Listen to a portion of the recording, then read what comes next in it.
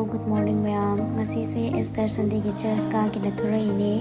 Hojik rapido book tawba loire sida khong nakhra thoga ngairani. Koi room dagi church pau chat tawba se 30 minutes muk lappe. Adu horen ada chat paganda kai tawge haibado video matek hapcharage.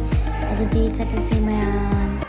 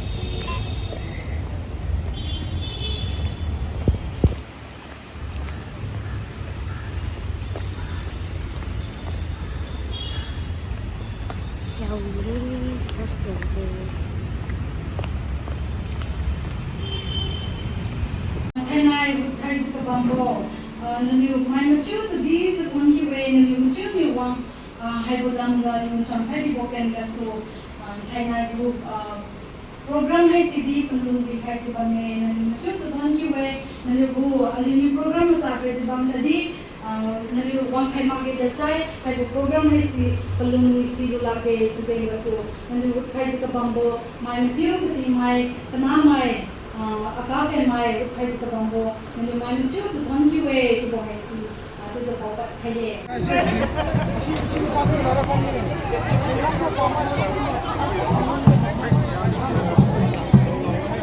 Ngasigi video CD sumai sum toraga loisinjarage mayamna nungsibiduna like subscribe tawbiramo adudi mayam mathang video de thainarase bye.